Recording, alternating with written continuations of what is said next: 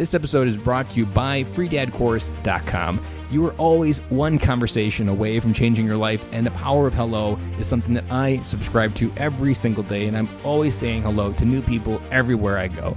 Increasing your opportunity, increasing your connection, and getting access to the solutions to the problems that you are facing, whether you're on active duty or just beginning your veteran transition or even transitioning out for 20 years. On the other side of hello are the solutions that you're looking for. Again, head on over to freedadcourse.com. Get your 5-episode audio course to create more connection, create more friendships, and get back to living the life that you're trying to design. Dory 1, this is Fire Team Delta. Dad's coming home. Welcome to the Military Veteran Dad Podcast, where it is our mission to bring every dad home. I am your host, Ben Colloy. I'm a United States Marine veteran, husband, and a father. We will bring authentic conversations to inspire action in your life so we can close the gap between the dad you are today and the dad you want to be tomorrow. This is the Military Veteran Dad Podcast.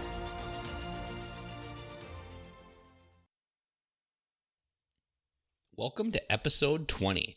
Today we have an amazing guest. It was as I was re-listening to the conversation and getting ready to publish the episode, I was reminded of how great this conversation was, and it won't disappoint. We go into a lot of different areas of different life, marriage, kids, being present, transitioning out, creating an identity, creating a legacy, pretty much the entire kit and caboodle for what we've talked about in this podcast, crammed into one-hour episode.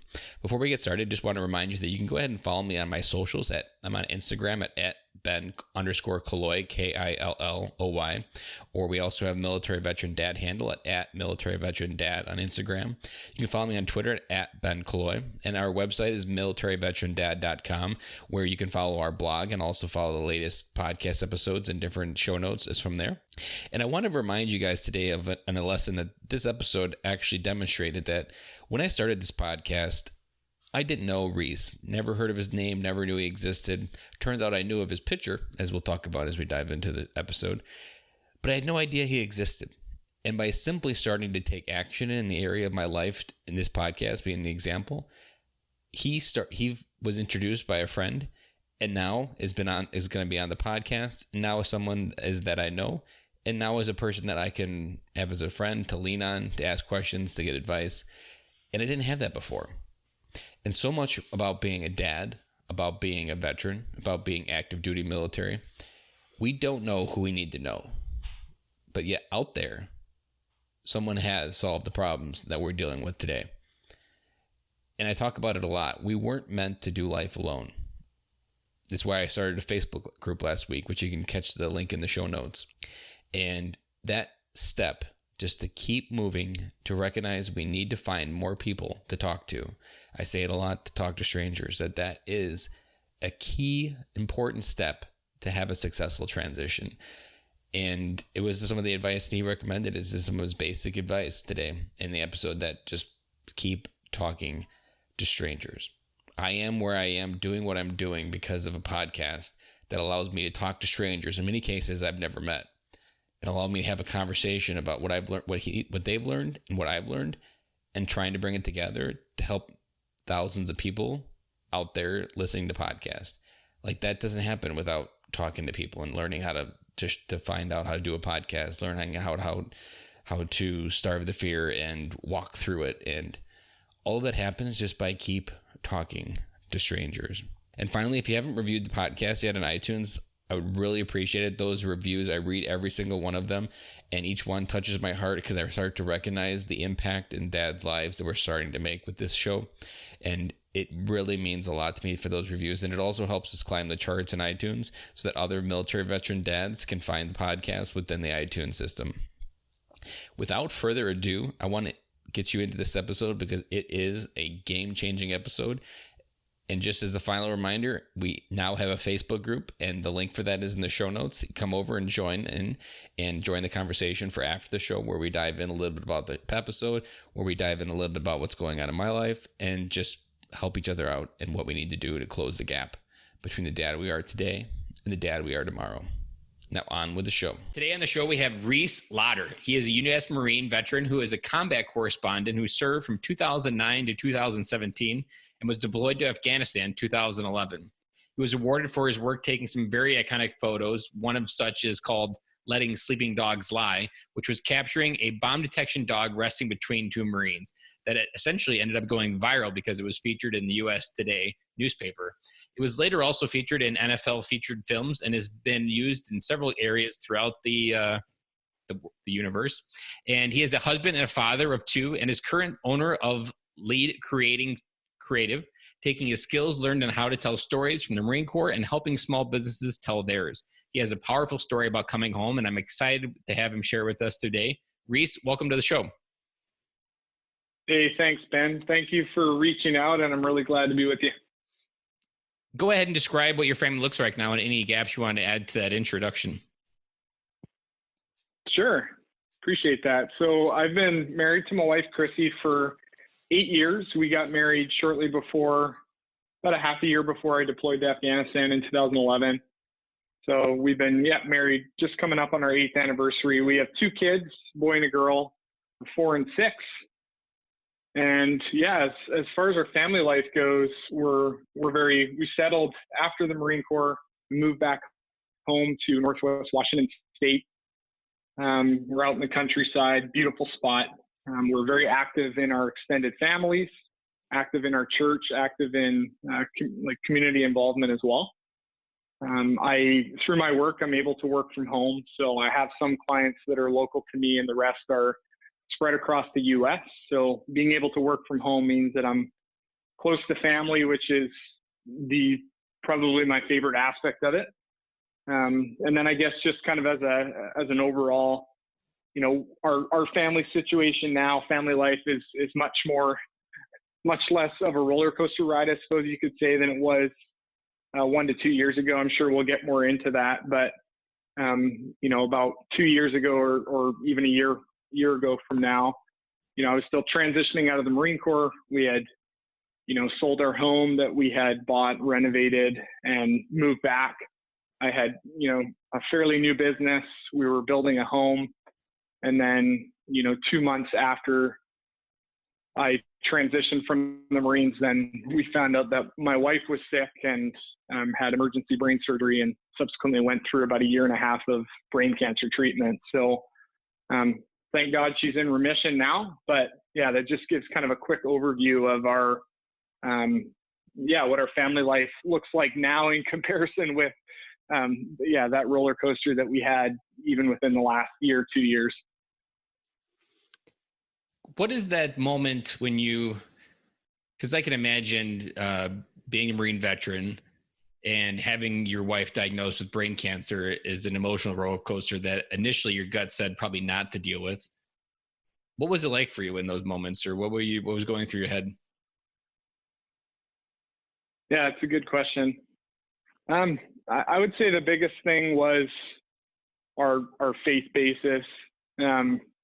Initially right after my wife was diagnosed, like many Marines, and I think probably a lot of the veteran or first responder portions of your audience would agree with. We all have that, whether that's natural or it's because of training or it's a combination of the both. We have that want to protect and to care for people. And I very much had those reactions and responses right away that, I had to be spiritually and physically, mentally, emotionally present, not just for my wife, but also for our family. And I knew that I would probably be able to bear more than others might in a challenging situation, given what we've been through in the past. And for me, I would say it was just, drawing from personal experience and drawing on our faith to just be present and focused on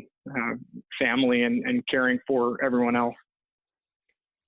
There's been an idea that I've heard passed around that a lot of in the veteran community, everybody hears about PTSD, and I've heard it reframed as post-traumatic growth disorder, that you just experience a lot of growth in a short amount of time. It sounds a little bit like the growth that you experienced maybe in Afghanistan and serving then ended up allowing you to serve your family as well, because you did a lot of growing up and saw things that you wouldn't have seen for 20 years from now even. And you were able to bring a little bit of that home or that experience or even how to handle it even. Is that true, or how does that fit in? Yeah, that's actually, I haven't heard that before, but that's a really interesting concept. And I can say I pretty heartily agree with that. That I think, we all go through challenges and people for varied reasons respond in different ways. But ultimately, regardless of what's been put on our path, we have to make a choice at, how we're going to deal with those things, whether we perceive them to be good or bad.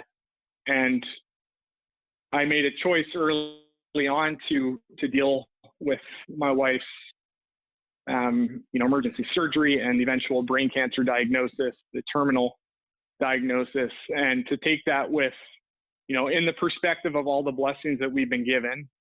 And this is how both my wife and I looked at it and still look at it now, that you take that in perspective of what we've been given and what God has brought us through in the past.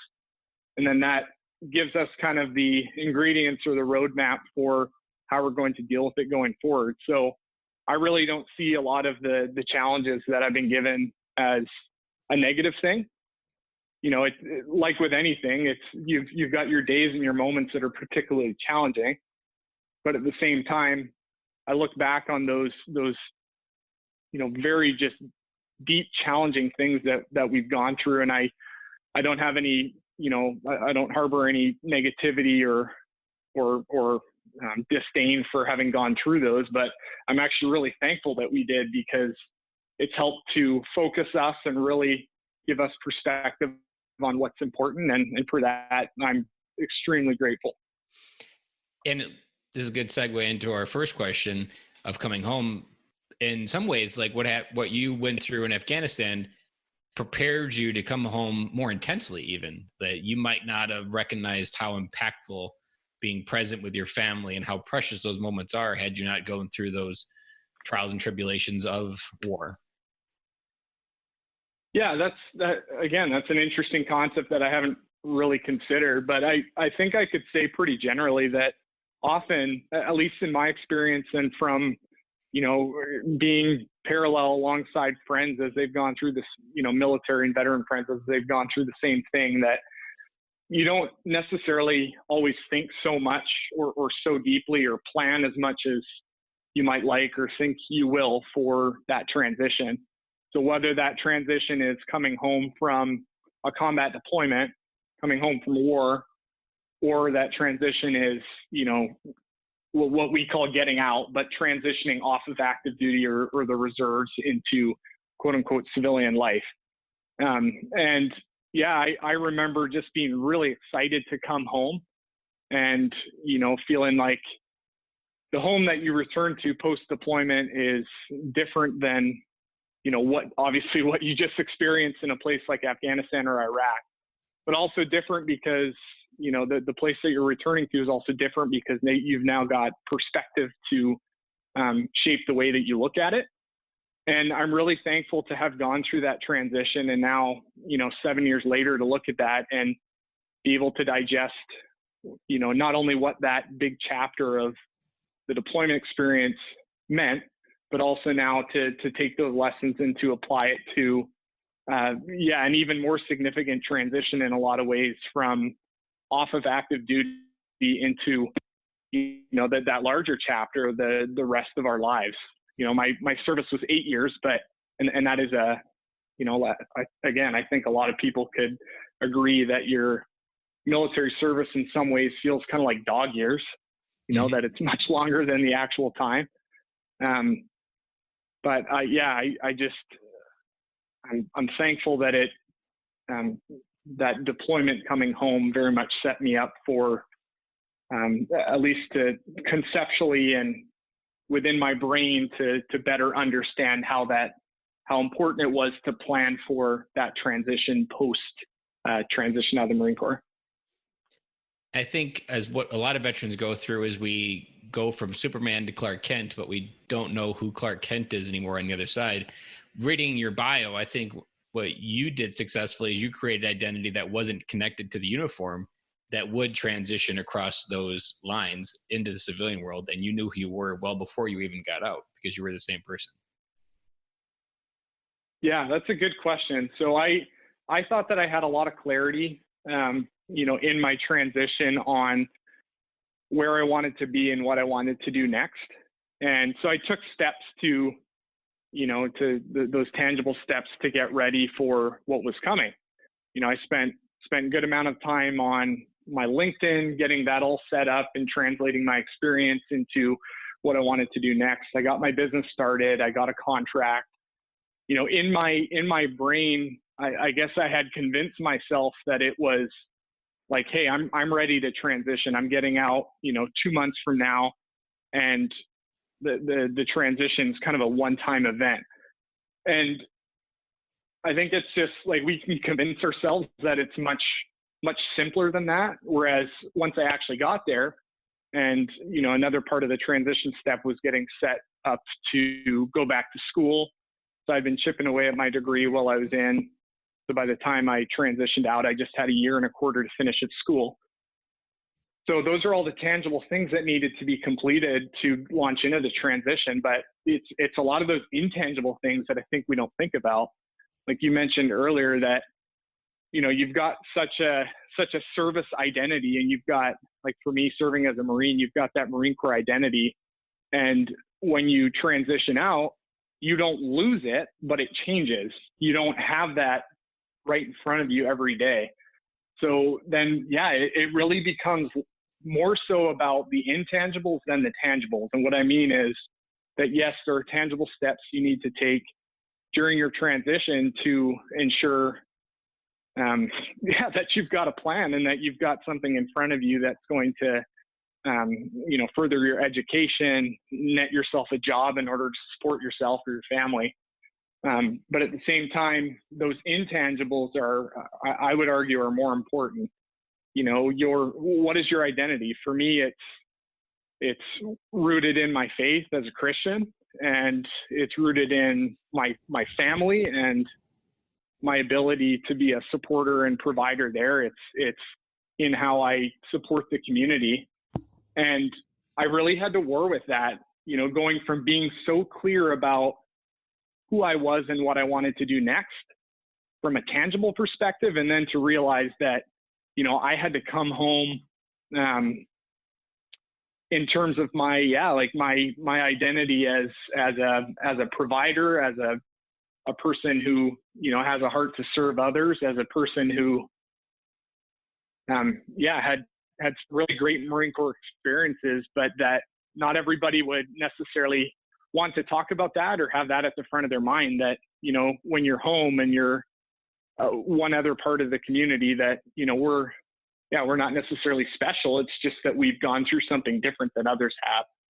So looking back on it, and in being honest about it, I will candidly say that I felt that I had the clarity about who I was and what I wanted to do next.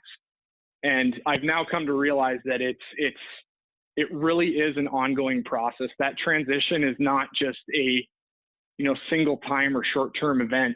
It continues and it will continue. Yeah, exactly. It's not a checkbox.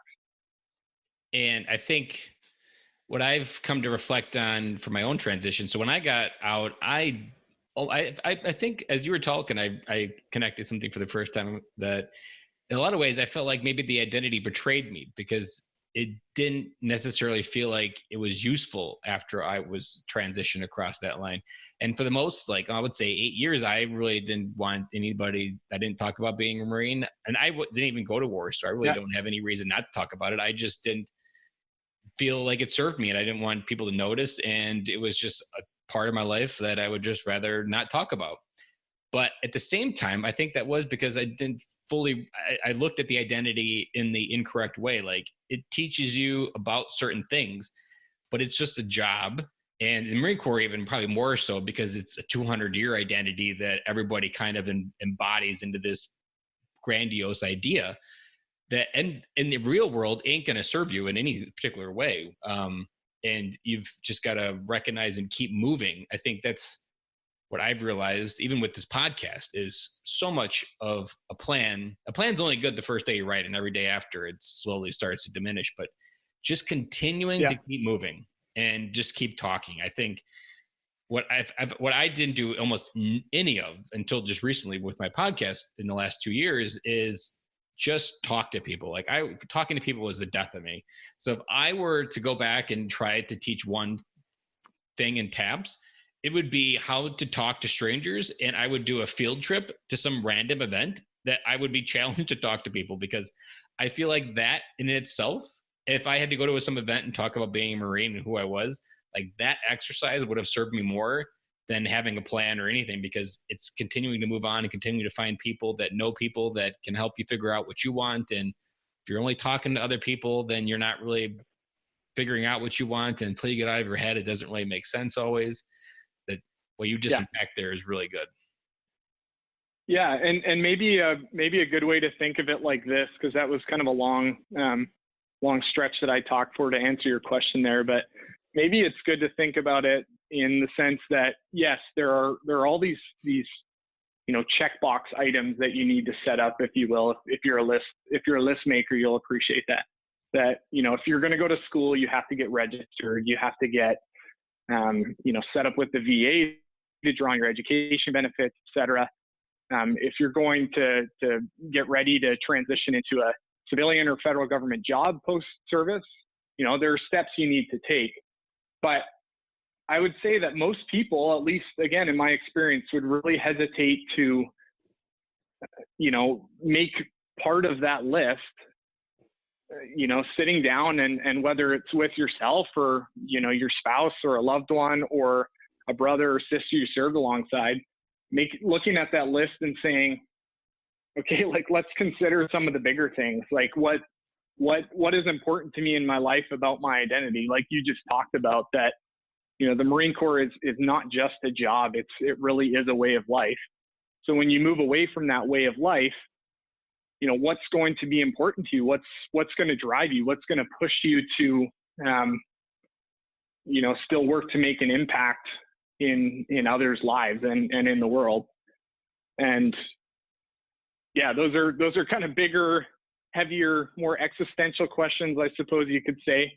But I'm really glad that to start thinking about, because a lot of people probably aren't thinking about those, but just letting your brain, your subconscious even, to start swirling around on those ideas. It's important to start expanding how we're thinking it, which is something we do well. Yeah. And even if you don't make it part of that list as a veteran transitioning out, you're going to hit that list at some point, or you're going to hit those bullet items to where, you're asking yourself, okay, I'm working in let's say you're working in a job that does not give you any sort of, benefit from a service perspective, or, you don't feel like you're having a benefit to others and you feel like that's missing from your identity. Then those questions are going to come up that, okay, I used to have this really deep, strong sense of purpose and now I don't. So does that mean I need to look at new work? Well, not necessarily. Maybe it means that you need to, evaluate in and of yourself with, what your priorities are as to where you're going to make a difference. Because work is just one place to do that. There's, and this is why I like being on here and being able to talk about this from a familial perspective too, that, you can also, and you really should, as a husband and a father, that should be the first place that you strive to make an impact, is in your home and in your community. I really believe that. And even as leaders, work is even second. As father, that's something huge, an impact of our family. Yeah, it really is. So even if those hard, kind of deeper questions are not part of that checklist, I'm not saying you need to, think in and of myself as, bullet point number 10, but I just wish that I don't regret that I didn't think about them earlier, but I'm thankful that, through that kind of discovery process post-transition, that those are some of the things that you end up having to face, because it can be a pretty tumultuous time. It can be also a really positive time, or it can be both. And I think to gain the most from, the most learning from that experience, asking those harder questions and not just taking steps like, hey, I got to get a job. I need a new job. Yeah, that's one element, but it's not all of it. I like it.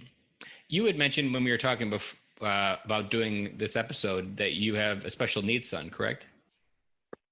I do. Yeah, we do. What are some of I'm a big believer that kids spell love TIME. I just spent today's lunch with my daughter as a simple way to invest some time into her.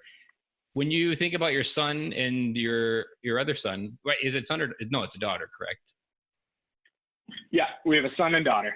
What are some of the simple ways that you invest in their lives that they remember and are simple and silly, but yet have such a huge impact?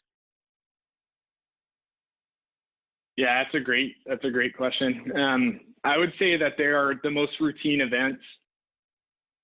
And I'm really glad that these routine events are enabled by my proximity to family, especially when the kids are small. Our son goes to a special needs preschool a couple days a week, and then our daughter goes to preschool, or to kindergarten rather, a couple of days a week as well. So they're still in and out of being at home with my wife and I. And that proximity to them is a pretty special thing. I really never thought that I would have any desire or interest to work from home, but knowing that I've got the people I love the most really close to me, and also a very separate place that I can buckle down and get my work done in my office, and it works well. But those few couple of things that have kind of enabled me to come home through time spent with my kids would be the most routine events. It would be meal times. We don't sit down together every breakfast and lunch, for example, but I'm able to eat lunch with my wife most days, and we it's family dinner together every night, just like it was when I was a kid with my family, and for my wife with hers. And doing reading and prayers before bedtime, that's every night.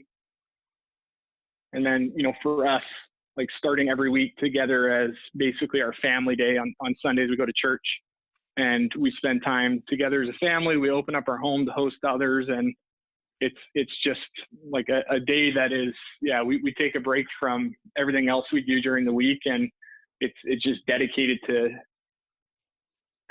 God, dedicated to the family. And those normalcy, the normalcy that we find in those really routine events, I think for me and for, when you're approaching it from the perspective as a husband and a father, that normalcy is really, really important. Because especially as a motivated, driven person, when you're spending a good portion of your day focused on work and serving others and, growing a business or serving a client well, then that normalcy is the exact gut check that we need to be forced to question what is most important, and to really not just think like, oh, I should spend more time with my family, or, oh, I need to set some space in the future to do that. No, we need to jump into that normalcy and be a part of it, and be present for, our spouses and our kids in that time. I like all of that. And that normalcy, the dinner table, those are the simple things, but they can get lost so quickly in 2019 of trying to keep up with everything, keep up with sports. But those moments, those conversations, that time, those are things that they're going to remember and incorporate in their life that are going to have a lasting impact on future generations as they remember of what spending family time was really about. Yeah. And it's, if you want to put it in more like military terms, if that's helpful, some people really like having discipline or having discipline introduced into their lives because maybe they didn't grow up with that, or they didn't, it doesn't come to them naturally. I had that before, like discipline and structure, but I'm so thankful for what I learned through my Marine Corps time that has really given me the pride and the understanding of the benefit of discipline. And even in those normal routine events, having the discipline to conduct those and to focus on them on a daily basis is so important, not just for obviously very important for your kids, for your spouse, but I think also for us, because it really does force you to say, okay, even though this is a lesser amount of time that I'm spending, rather than 8 to 10 hours at work, where does it sit on the order of priorities? Is it higher or is it lower? If you're being honest with yourself. I like that. I'm going to wrap 2 questions up into this, and we've already kind of talked about it, but I'm going to segue into it that in the past few episodes that I've recorded, I've been really digging deep into this idea of legacy, and we touched on it, that I think one of the things that prevents veterans from coming home is we focus on the legacy of our service, trying to figure out what it meant, instead of trying to figure out what the next legacy, which is the closest, is our family. As military veteran dads, we can almost cheat a little bit because we have a legacy right there in front of us that only requires one thing: our time, investment of energy and wisdom to lead them into as adulthood. What do you want your legacy to be? What do you want people to think about your family name when they hear it? Yeah, it's a deep question in and of itself. The thing that I would like to be most remembered for would be that, you had mentioned previously, like, what do you want your kids to remember about you when they're older, when they're 30 or older? I would be honored to be remembered by, first and foremost, loving God and serving others. Whether that's my kids and their mom, my wife. Obviously that's the closest to home and so important, but also that, I'd be remembered for serving others and really always not just saying like, oh, I want to serve others, but through, quiet, humble actions, really demonstrating that, you're serving in whatever capacity you are, whether that's, any spectrum of job that you could ever serve in, or community involvement, volunteer work that you could participate in, that I would be seen as someone who always strove to give of myself first. And beyond that, pride, that I'd be remembered as somebody who served proudly and, was very, benefited greatly from, that our family benefited greatly from my service. And also that, we were very proud of that in keeping with, the ideals and the blessings that we've been given as Americans, and that, it was a humbling part to be a contributing member to that, even if it was for, a relatively short period of time, 8 years.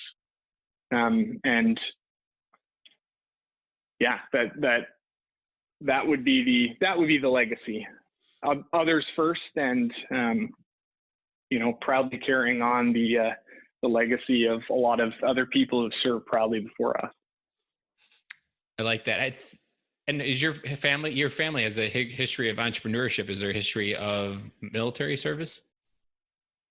No, there's not actually. So I'm the first in my family to serve, but I grew up in a community where particularly Marine Corps service is pretty prevalent. And I just always looked at my older friends and both what they were able to give, but also what they received, especially in those intangibles of, pride and discipline and just kind of a quiet humility and willingness to serve others. And it just very much aligned with maybe not necessarily at that point who I was, but who I aspired to be. And I'm really thankful for all of what those opportunities brought, because it's very much, I wouldn't say I'm necessarily a ton different from who I was before, but I feel like it's definitely smoothed those rough edges out and helped me to be much more clear on who I need to be for my wife, for my kids, and in our community. And as we talk about the legacy, I've mentioned this quote a couple of times in the podcast, but it's fueled a lot of where my focus of the podcast, how I prioritize creating the podcast, that Billy Graham said that he spoke to 60,000 people in his life in one stadium. And he would have had a greater impact on this universe if he would have spent that time with his kids. And I'll never forget that. And it always anchors where my priorities need to be and where my legacy is best created. I can change 1,000 lives in whatever way through this podcast, but I'll have a greater impact on the universe by investing in my kids as they grow to be good adults. Yeah. And that's perhaps the most profound statement of what either of us has said this whole time, that, again, in being young, driven, motivated, we have this desire to grow and achieve and be recognized and conquer and mountains. Ultimately, all those things. Yeah, exactly. All those things, slay that dragon, like the Marine in dress blues, like all these things that ultimately revolve around us. And that's my point. I guess I could sum it up by saying, what do I want my kids to remember me for? That, I was a strong example with my faith, with morals, with ethics, and that I was present at home. And, in having that, that driven nature, that entrepreneurial nature, I think it's really easy to get wrapped up in legacy as it pertains to you, but that's really not what it's about. When you've been entrusted with the care of your spouse and your children, they are the priority. And being forced to be present for them and to focus on them first. And I feel like my life and my scope for big things has definitely narrowed a bit, but not in a bad way. Aspirations can be put in much better context when you're viewing it through the lens of serving, your loved ones and others first before your own ambitions and desire for growth. I love that. When your wife was diagnosed with brain cancer, and even since as it's gone in remission, you've had conversations about your own mortality of each other that most of us will never face for many years, hopefully decades. Yeah. That I can only imagine the amount of growth that your marriage had to go through to get on the other side of that, because I'm in some marriages, I'm sure that could actually pull people apart. Like that's just too much for a marriage to carry, or that maybe the marriage isn't as anchored or solid as it could be. What advice would you give to a dad looking to come home to his marriage where maybe they feel like they're a stranger right now? That if you've walked a lot of road with your wife through cancer, what advice would you give someone looking to just take those first few steps that feels like it's hopeless? I would say, my answer is going to align pretty closely to what I just talked about. First and foremost, support your spouse. Like even in your transition, it's really easy to get, or even if your transition was a long time ago, it's really easy to get wrapped up in yourself and like the challenges and the demands of the day to day. But if you're so busy with your own transition or your own goals or both that you neglect to put them first, I firmly believe that everything else will suffer. Whether that's, your faith life, your relationship in your marriage, your performance at work, your health, none of those things are silos in and of themselves. And I will always believe, but I've really seen through, the challenges that we've been fortunate to go through, that we together see it like that we're fortunate to have gone through those things, because it pulls you together in a way that, when everything's easy, just doesn't. It doesn't make us any better. It's what God's given us, not by our choice, but in His wisdom. And I'm so thankful for that. So I would say that's what it is. First and foremost, if you want to come home to your marriage and you're struggling with it, work. It's so much easier said than done. But work first for your spouse and in support of your spouse. Work on yourself at the same time. But I think there's so much gift that can be gained in enjoying life with your significant other, and being able at the end of it to say, yeah, maybe personally I didn't accomplish all the things that I might have thought I would at some point, but ultimately if you can have served others and served them well, and to have done that alongside your family, and for them to have felt like they were supported and loved and cared for well, then I would say that's a very fulfilled life.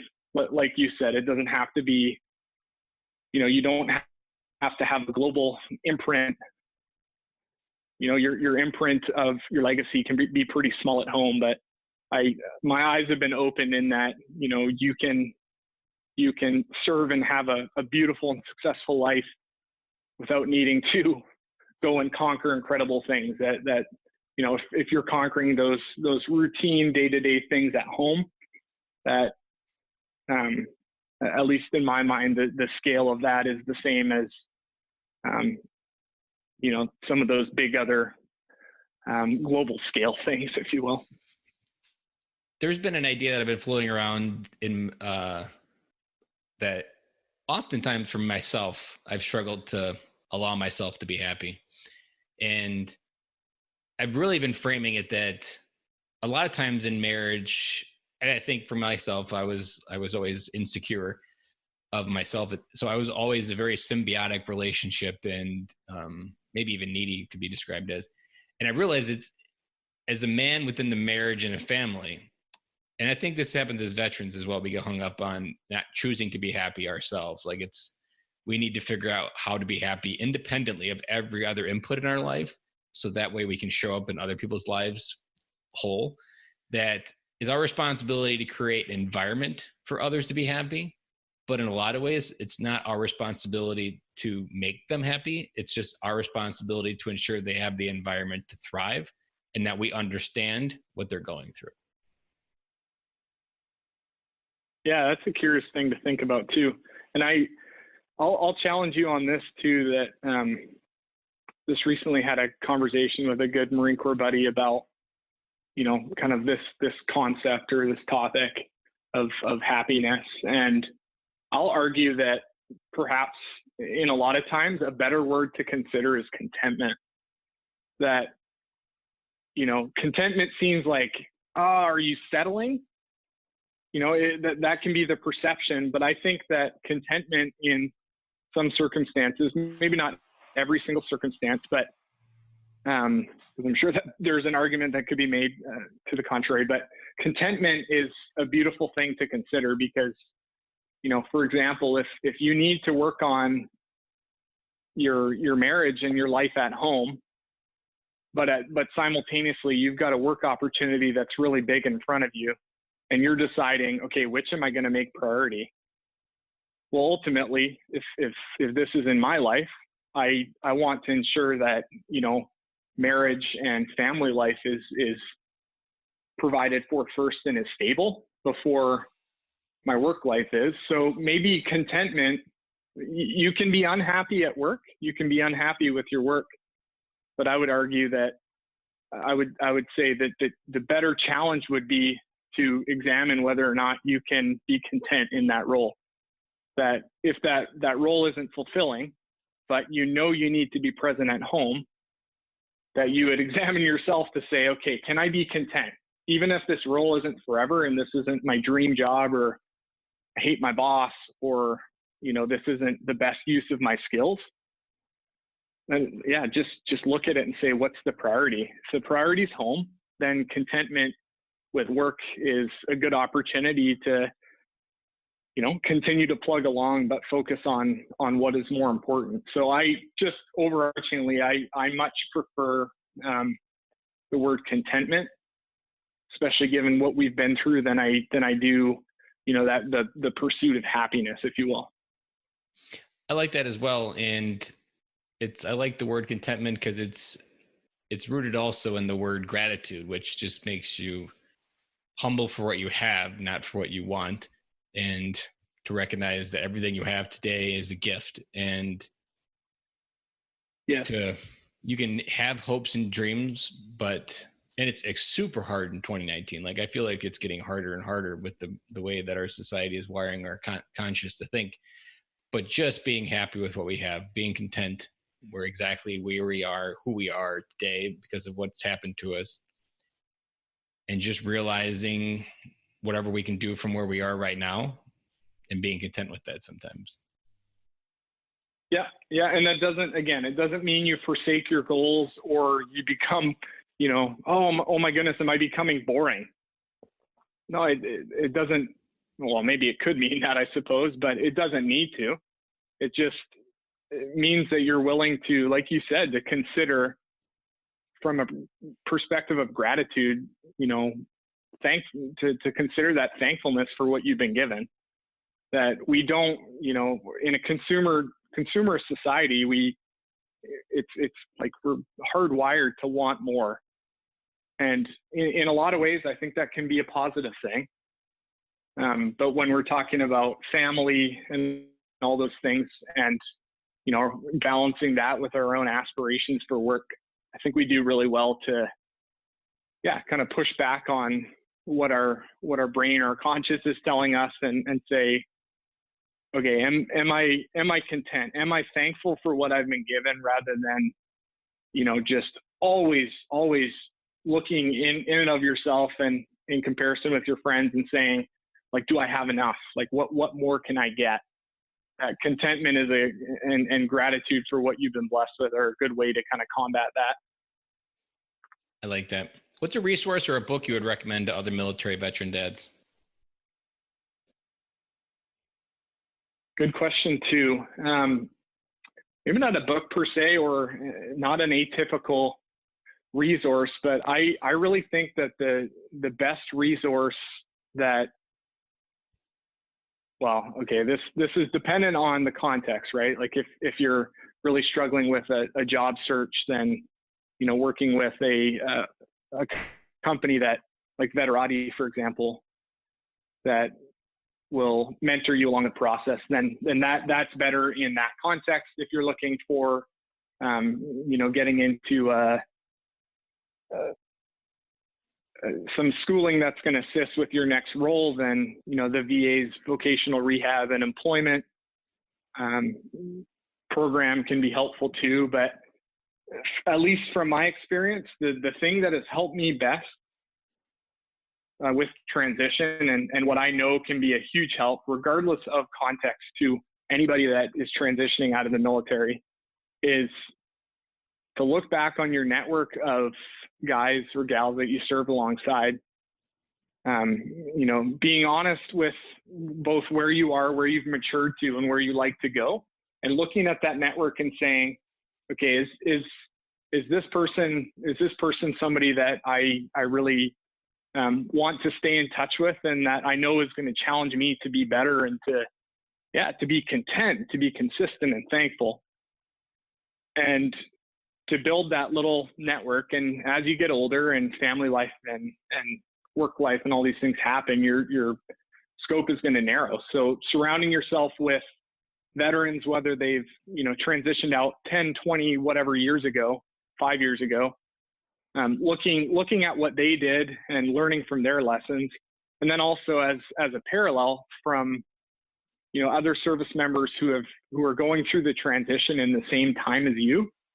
And, maybe are making some of the same mistakes or having some of the same challenges or triumphs, and, drawing from those people and their experiences, whether it was a long time ago or now, and using them to both cause you to think about, yourself and your transition, and also to encourage you and perhaps convict you to, do something differently or to try something that you hadn't considered, or just to lift you up when you need it, because we all at some point are going to need it in that, challenging transition. So it's not you can't search, you do a Google search and find that resource just like that. But whether you serve 4 years or 40 years, you've got people that you've served alongside who care about you and who know you better than anybody else. So again, winnow down and find those who are going to continue to be that support and hold you accountable and hold you to a high standard, and align yourself with them, and also gives you an opportunity to support them too, which is equally as important. I like that. And oddly enough, when you first said you were going to do something different than a book, I was thinking of a word, and oddly enough, that still word is relevant at the end of what you were talking about. And it really comes down to making sure you continue conversations with everybody, that past, future, wherever you need to go, just start talking to people somewhere on that road or highway, because there are people out there that have already figured out what you're trying to figure out. You just need to find that person. What you just said is profound too, in that, like, in our society right now, there's solutions for everything. Like, I love information, so often I'll just Google search for something, like, tons of times a day, just to, like, oh, I'm curious about this. Look it up and you've got an answer. But the transition isn't like that. There are set answers for certain questions, but ultimately, if you're looking for a quick fix, it's not going to work that way. Not that, there are a lot of books and other resources that can help to kind of develop a roadmap, but ultimately, at the end of the day, when you're really struggling for answers on something, or you just need a shoulder to lean on, that's where those relationships and conversations and,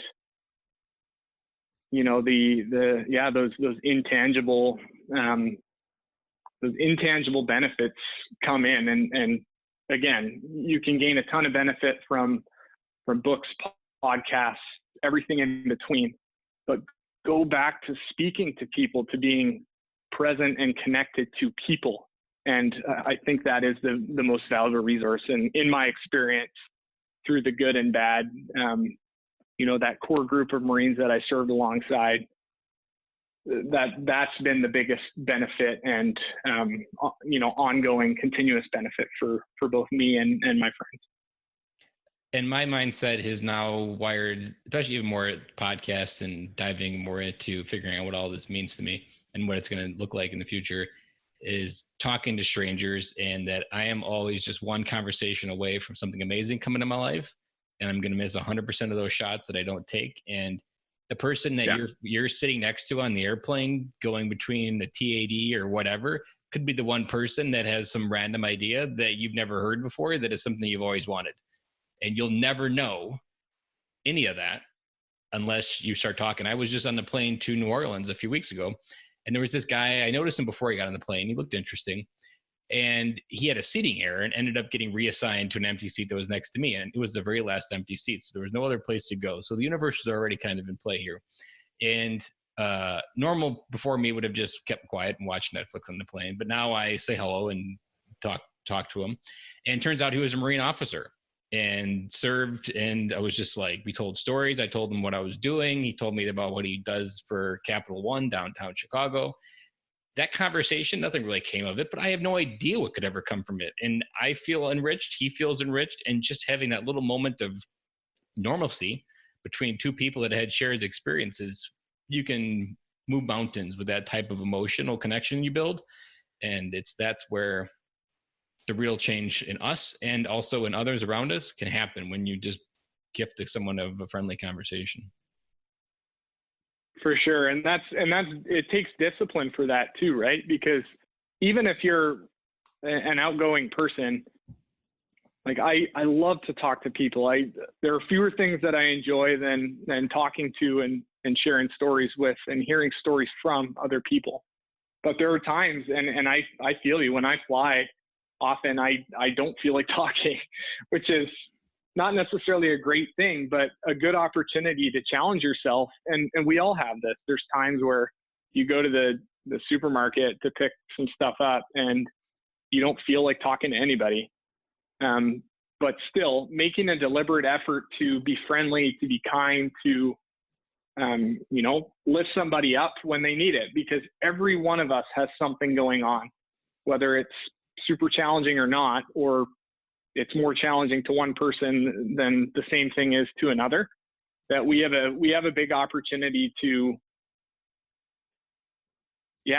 both give, but also to gain, like you said. So having the discipline to be uncomfortable, I think is a really valuable thing, whether that's at home in your work or on a flight, going off to a business event.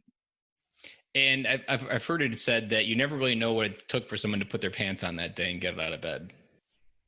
And you spending that 5 minutes to notice that they exist could be the one thing that prevents them from killing themselves. You really have no idea what a simple hello could do to someone. And that discipline to always starve the fear and walk into those conversations isn't easy. And for me, it started with Dads at the Park. I started where we already had some commonality and we could have a conversation forever because we both had kids, and then moved on to other places. And now I'm a little bit addicted to it. It drives my wife nuts because I'm always talking to random people, but it's where life happens. It doesn't happen inside our head. It happens outside of our head. I've heard like in people talk about B2B companies and B2C companies. I like to say I'm in the P2P company business, like just people to people. Like that's really where the space I want to be in.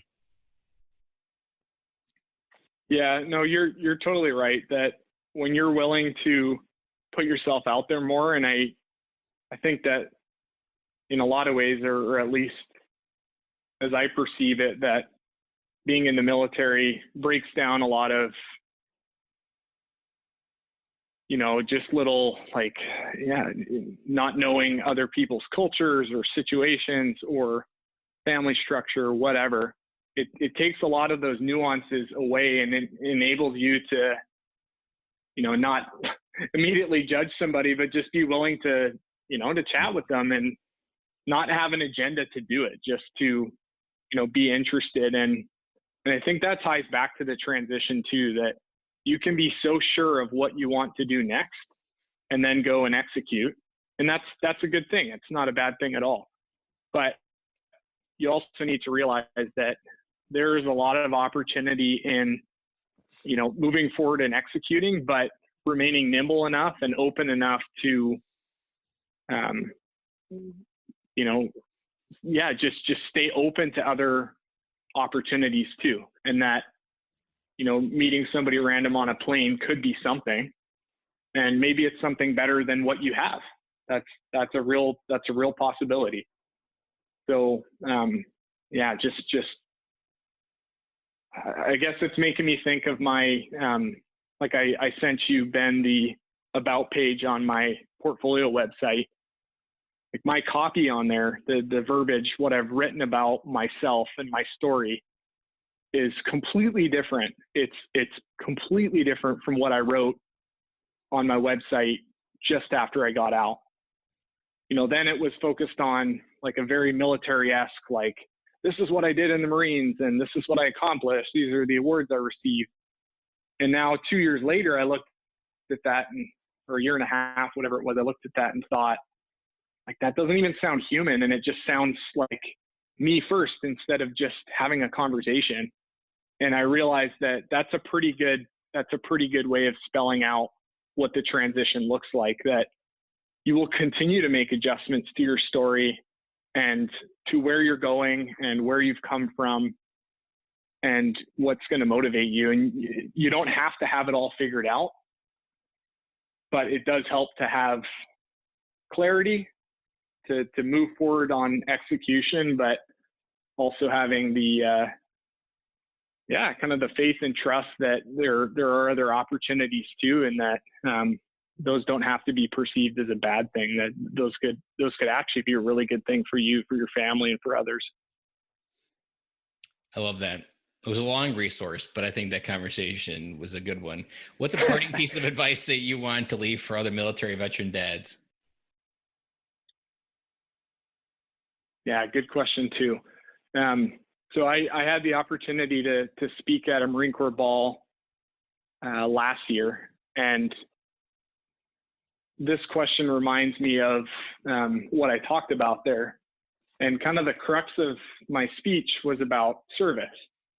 So when you serve, whether you serve in the Marine Corps, the Army, Navy, Air Force, Coast Guard, whatever, wherever you serve, whatever branch you served in at whatever time, we all learned how to serve. So if you consider this service and you remember what it feels like to serve, kind of that, that goosebumps at the national anthem feeling.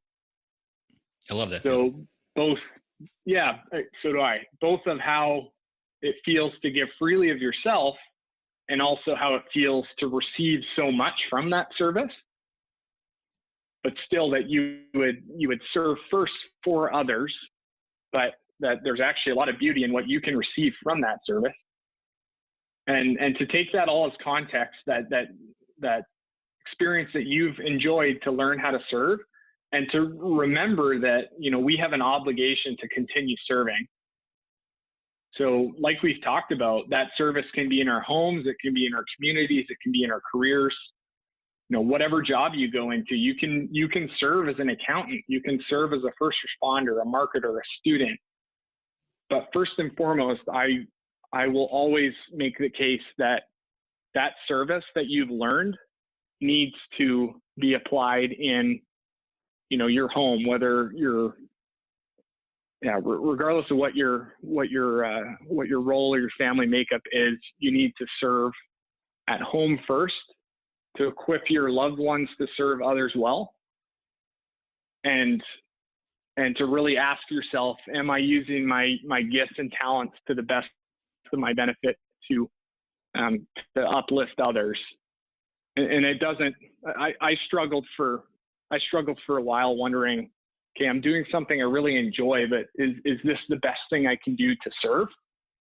And realize that once you're forced to, or you have the opportunity to, or you make the opportunity to be more engaged at home, that is service too.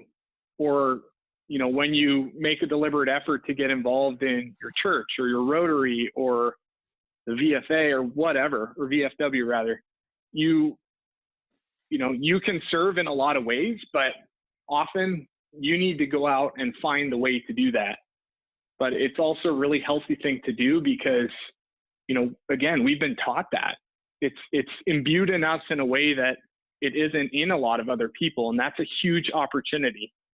Not an opportunity for personal benefit first, but an opportunity to continue to demonstrate, that intangible of service and willingness to give of ourselves for others, that there's an opportunity to continue in with that. And I think also a real obligation to continue to serve. Steve Jobs always said that he always looked at his life of trying to make a dent in the universe. And I would say he successfully did that. I've reframed that as kind of a Cloyism that I want, if I think of the universe as a wall, I want someone to walk by that wall and point to a dent and be like, that dent was the Cloys.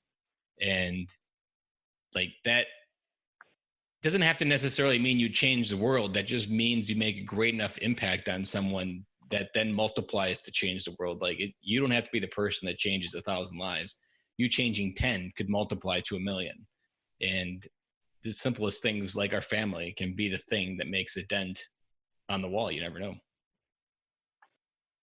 I'll leave you with this. This is a cool little anecdote about family, not about my like the family right within my own household, but my dad has been a small business owner for years, an entrepreneur, and always done really well. Great dad. I'm close with him. He's been a beautiful example for our community, for our family. And a number of years ago, he was asked to leave his job to take a campaign manager role for a gentleman running for Senate here in the state of Washington. And this is a guy who's, the gentleman who's running for Senate was and is extremely successful, has a medium-sized business here in Washington that's grown immensely. From a worldly perspective, if you will, he's got it all, right? And he had looked at my dad one time and said my dad had showed him a picture of our family.